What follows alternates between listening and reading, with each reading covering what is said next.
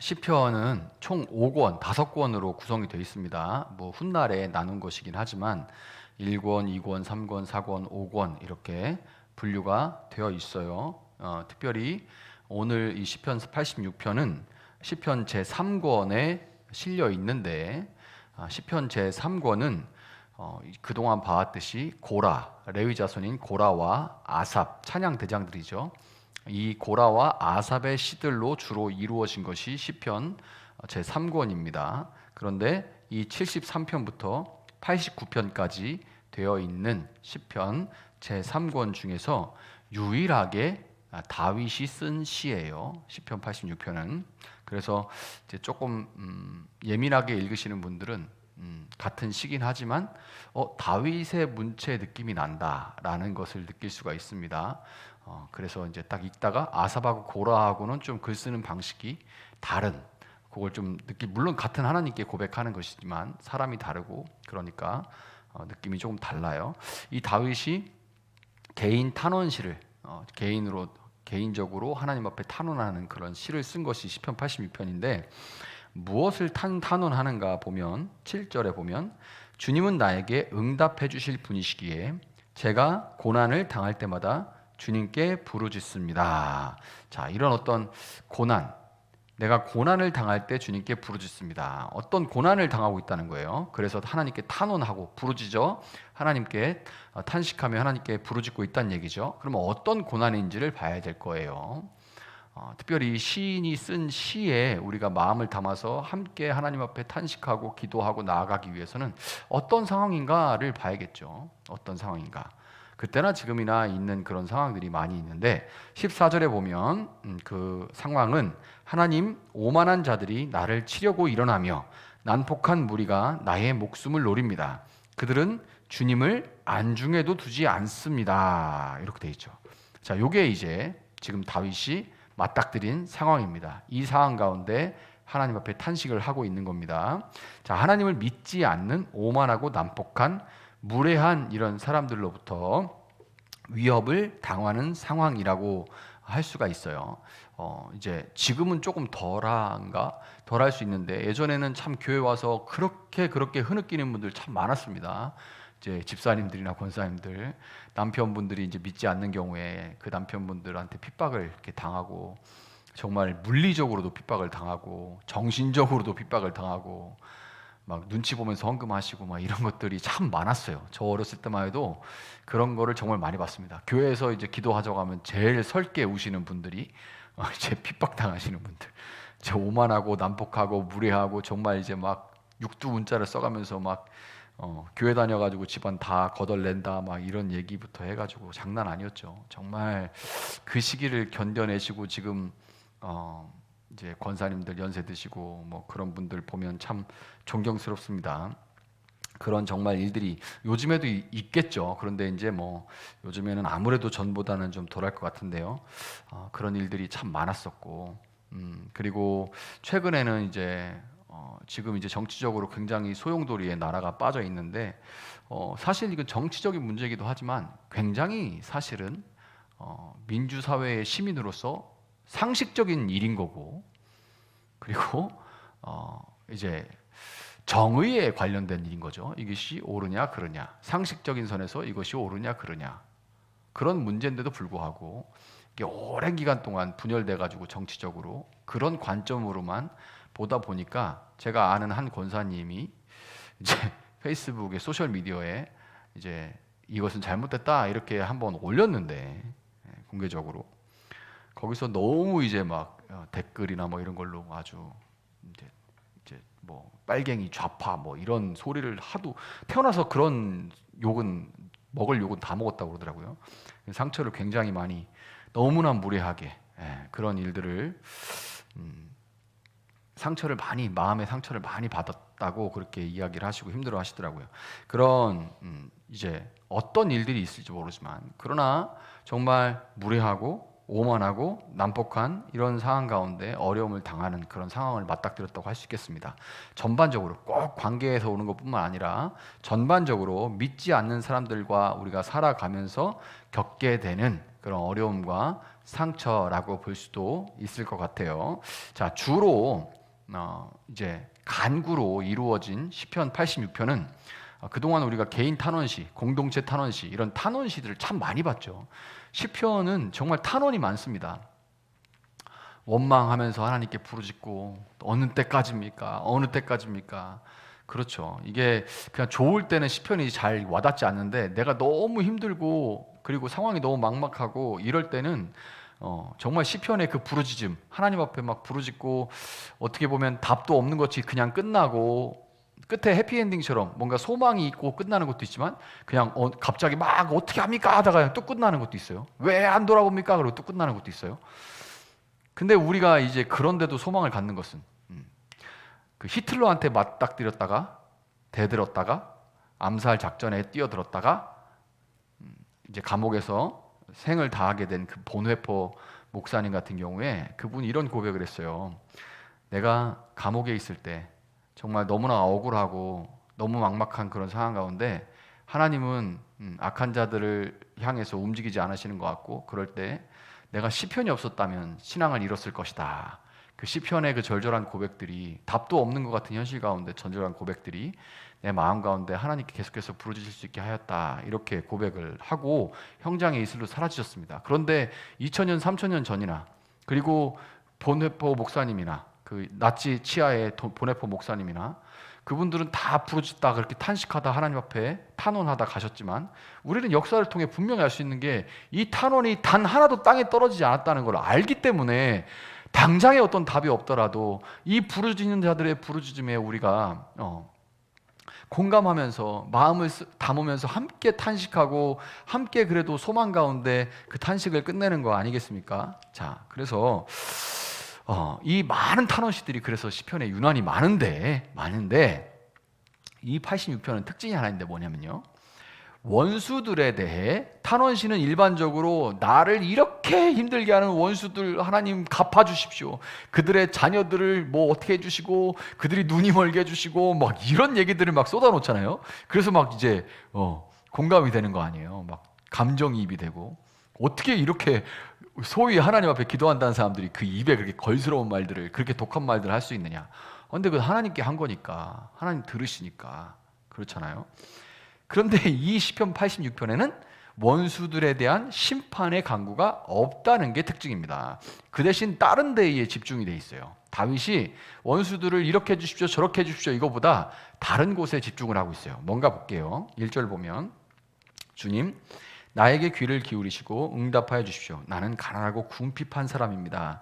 주님께 부르짖는데 탄식하는데 주님이 어떤 분이신지를 먼저 말하죠. 주님 나는 가난하고 궁핍한 사람입니다. 그 하나님 어떤 사람이에요? 가난하고 궁핍한 사람의 기도를 들어주시는 하나님입니다. 하나님의 돌봄을 절실히 필요하는 나는 하나님께 탄식하는데 부르짖는데 하나님은 가난하고 궁핍한 사람의 기도를 들어주시고 그들을 돌보시는 분입니다. 이렇게 고백을 하며 시작하는 거예요. 자, 2절을 보면 그러나 나는 신실하오니 나의 생명을 지켜주십시오. 주님은 나의 하나님이시니 주님을 신뢰하는 주님의 종을 구원하여 주십시오. 자, 여기서 자기를 뭐라고 불러요? 주님의 종, 주를 의지하는 주님의 종이라고 자기 자신을 포지셔닝, 자기 자신을 당신은 주님이시고 나는 당신의 종입니다. 이렇게 얘기해요. 그러니까 시인은 다른 원수들이 어떻게 되기를 바라는 일반적인 탄원시와는 다르게 하나님과 내가 어떤 관계이냐, 하나님은 주님이시고 나는 당신의 종입니다. 이 관계에 집중해요. 완전히 집중하는 시가 이 86편입니다. 주님을 신뢰하는 개역개정에 보면 나는 경건하오니 그러나 나는 신실하오니 이렇게 되어 있는 부분이 개역개정에는 나는 경건하오니 이렇게 되어 있는데 이 부분은 표준세번역이 더 잘 번역해 놨어요. 경건하오니보다는 신실하오니. 그 신실한 게 뭐예요? 주종 관계에서 종이 기본적으로 갖춰야 될 태도는 뭐예요? 제일 중요한 거? 신실한 거죠. 충성된 거죠. 하나님만, 주인만 의지하는 거죠. 그래서 이 지금 하나님께 주인이신 하나님께 부르짖으면서 주종 관계를 강조하는 이 시인은 자신이 하나님께 충실하고 신실한 사람이라는 것을 드러내고 있는 겁니다. 자, 3절 보면 내가 온종일 주님께 부르짖습니다. 주님 나에게 은혜를 베풀어 주십시오. 하나님을 의지하는 이 종이 주님을 의지하는 것은 지속적으로 주인에게 매달리고 의지하는 것으로 드러납니다. 얼마나 내가 주님이신 하나님을 의지합니까? 내가 계속해서 지속적으로 하나님께 매달립니다. 이렇게 나타나요. 하나님의 은혜가 아니면, 이 종은 주님의 은혜가 아니면 어떤 도움도 얻을 수가 없습니다 라는 것을 이 종은 너무나 잘 알고 있는 거죠. 4절 보면 주님 내가 진심으로 주님을 우러러봅니다. 주님의 종의 마음을 기쁨으로 가득 채워주십시오.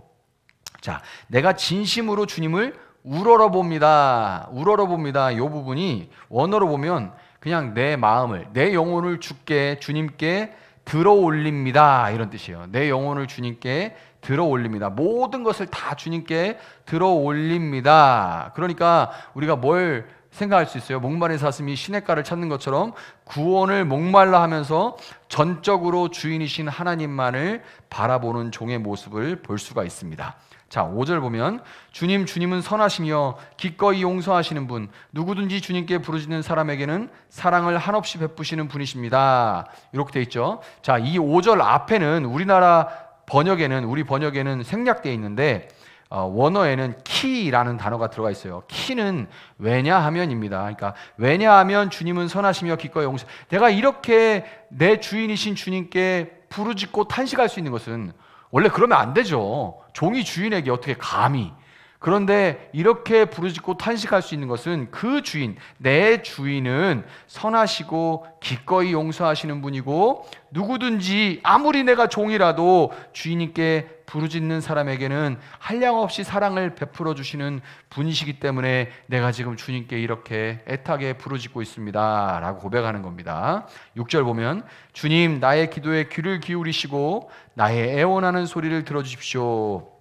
나의 기도, 내가 애원하는 소리, 나의 기도, 나의 애원하는 소리가 이렇게 대꾸로 돼 있어요. 그래서 지금 우리가 이제 이 기도하는 기도 시인의 모습을 보면 기도가 점점 간절해지고 있는 것을 알 수가 있습니다. 그러니까 이 시를 통해서 우리가 점점 기도가 깊이 들어가고 기도하면서 정말 애절한 기도가 나오고 있다는 것을 이 시의 표현을 통해서 알 수가 있는 거예요. 나의 기도, 나의 애원하는 소리. 지금 교회에서 이런 기도 참 듣기가 어려운데 얼마 전에 기도원 가니까 이런 기도를 들을 수가 있어서 듣는 것만으로도 마음이 너무 좋더라고요. 정말 애절한 기도, 하나님 앞에 애간장이 녹는 그런 기도를 아직도 올리는 분들이 참 많이 있더라고요. 막 주여 하고서 애절하게 기도하는 분들이 있는데, 이제 그 기도를 하다 보면 기도가 점점 이제 깊어지고 절절해지죠. 간절해지고 있는 거예요. 1절부터 6절로 가면서 기도가 점점 간절해집니다. 거기서 애끓는 소리도 나오고 또 막 눈물도 흘리고 막 이렇게 콧물 훔치는 막 들이키는 소리도 나고 막 그러겠죠. 자, 근데 이런 분위기에서 8절부터 13절을 보면 갑자기 이제 분위기가 확 바뀌어가지고 신뢰의 고백과 찬양이 나옵니다. 이 주인을 신뢰하는 고백과 찬양이 나와요. 그러니까 이렇게 막 애절하게 부르짖으면서 눈물을 흘리면서 부르짖다가 갑자기 분위기가 전환돼서 찬양을 하는 겁니다. 그러니까 울다가 갑자기 찬양하는 거예요. 혹시 그렇게 해보신 적이 있는지 모르지만 저도 이렇게 기도를 많이 합니다. 기도를 하다가 갑자기 찬양이 마음에 막 북받치면 찬양을 하다가 또 그러다가 또 기도를 하죠. 딱 이러고 있는 거예요. 10절을 보면 주님은 위대하셔서 놀라운 일을 하시니, 기도하다가 갑자기 주님은 위대하셔서 위대하신 주, 그런 찬양 있잖아요. 위대하신 주, 찬양의 위대하신 주, 이렇게 막 찬양을 하는 겁니다. 기도하다가 찬양하다가 놀라운 일을 하시니 주님만이 홀로 하나님이십니다. 여기도 앞에 키가 생략돼 있어요. 왜냐하면 내가 이렇게 찬양하는 이유, 그 찬양의 근거는 신들 가운데 세상의 모든 주인들 중에, 세상에 주인인 게 많죠. 자본주의 사회에서는 돈이 주인입니다. 정말 강력한 주인이죠. 그 모든 주인이라 하는 것들 중에서 오직 하나님이 최고이자 유일하신 분입니다. 그렇기 때문에 내가 지금 하나님을 찬양합니다. 돈 없어서 하나님 돈 너무 없어요, 힘들어요, 이거 다 빚 어떻게 갚아야 하고 막 절절하게 울고 있다고 생각해 보세요. 막 하나님, 근데 이 마음에 이거 다 갚아주실 것 같아. 그럼 어떻게 해요? 아니면 하나님이 갑자기 너무 크게 느껴져. 그래서 돈 없는 거 별로, 그게 상황은 안 바뀌는데 그게 별거 아닌 것처럼 느껴져. 그럼 어떻게 해요? 위대하신 주, 그 막 울다가 갑자기 막 찬양하는 거죠. 이런 분들 참 많았습니다. 한국교회 진짜 많았어요. 주님만이 그런 유일하신 분이기 때문에 내가 찬양합니다. 그렇게 말하고 10절에서 또 11절을 보면 주님의 길을 가르쳐 주십시오. 내가 진심으로 따르겠습니다. 내가 마음을 모아 주님의 이름을 경외하겠습니다. 여기 보면 진심으로 따르겠습니다. 그런데 이 부분은 개역개정이 좀 더 맛있어요. 일심이라고 되어 있습니다. 일심 뭐예요? 한 마음. 찬양하면서 하나님, 내 찬양하지만 내 전 인격이 지금 전심으로 주를 다 바라보지 못합니다. 왜냐하면 내가 이렇게 찬양하는 와중에도 한켠에는 의심과 불안함과 염려함이 있습니다. 하나님, 이 마음을 용서해 주시고 받아주시고 제가 정말 일심으로 한 마음으로, 정말 의심하는 두 마음 아니고 오직 한 마음으로 하나님을 찬양하게 해주십시오 라는 마음이 담겨 있는 거예요. 너무 귀한 마음이죠.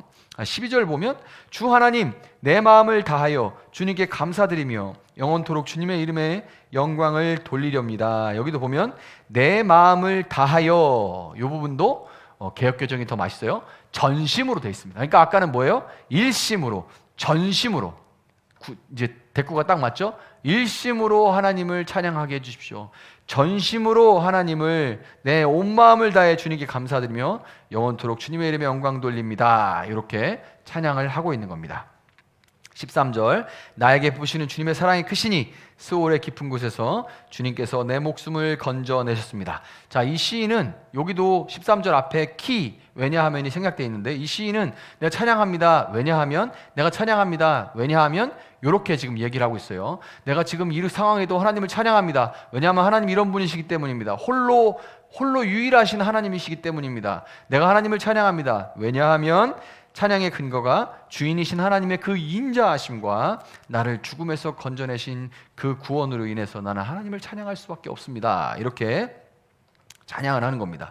14절부터 17절을 가면 이렇게 울다가 다시 찬양하다가 다시 아까 제가 말씀드린 대로 다시 간구로 가요. 다시 간구합니다. 간구로 시작하면서 하나님을 찬양했다가 다시 간구로 되돌아간 거예요. 이것은 정말로 주를 신뢰하는 종들만 가능한 겁니다. 왜 그러냐면 간구하다가 내가 할 수 없는 일을 주인은 할 수 있다는 그 경험, 믿음에 따른 확신, 그렇기 때문에 이 찬양하고 간구할 때 정말 이 시인 다윗, 아까 제가 맨 처음에 어떤 원수들을 이렇게 해주십시오 저렇게 해주십시오 이거보다 주종 관계에 집중하고 있다라고 말씀을 드렸잖아요. 그래서 이 주종 관계에서 이렇게 간구하고 찬양하고 다시 간구하는 이 충성스러움, 믿음과 신실함, 그 관계의 충성함이 중요하다는 것을 지금 시인은 다시금 14절부터 17절에 반복을 하고 있는 겁니다. 16절 보면 여기 한 번 더 강조하는 부분인데 뭐냐면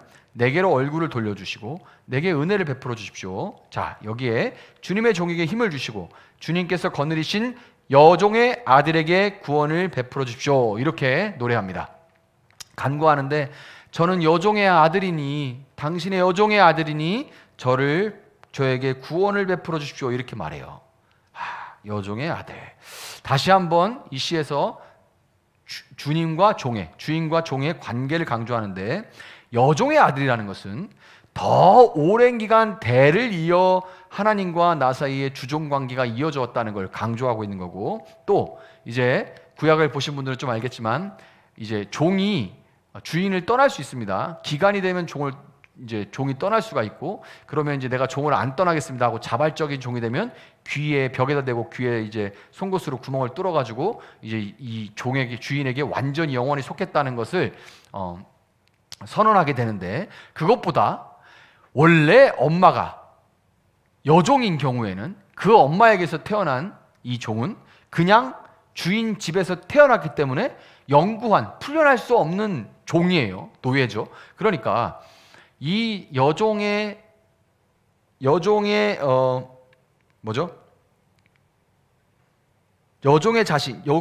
자녀라는 말은 내가 하나님과 오랜 기간 동안 주종이고 주종 관계가 있고 그리고 나는 절대로 하나님을 벗어날 수 없는 그런 종입니다라는 것을 다시 한번 강조하고 있는 거예요. 제가 이 간구, 찬양, 간구하는 이 구조에서 이 시인의 애절한 간구와 찬양을 보면서 제가 이제 한 사람이 떠올랐는데 물론 많은 권사님들이 다 떠오르지만 그런데 이제 제가 아프리카에 있을 때 그린웰이라는 그 신학생이 있었어요. 신학생이.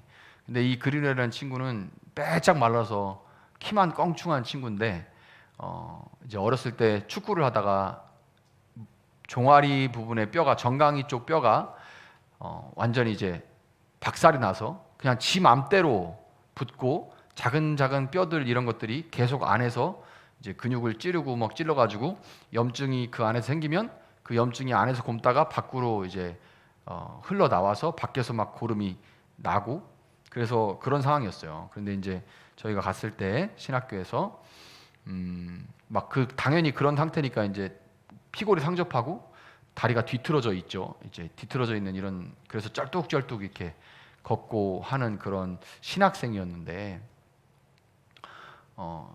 잠비아에 하나밖에 없는 정형외과가 있습니다. 딱 나라에 하나밖에 없는 정형외과 오스피딕. 제가 그 정형외과 때문에 영어를 외웠어요. 그 정형외과 영어로 뭔지 외울 정도로. 왜냐하면 정형외과라는 게 낯설어가지고 오스피딕 그 병원에 갔는데 그때 그 의사가 다리를 잘라야 된다고 그랬습니다. 다리를 잘라야 된다고.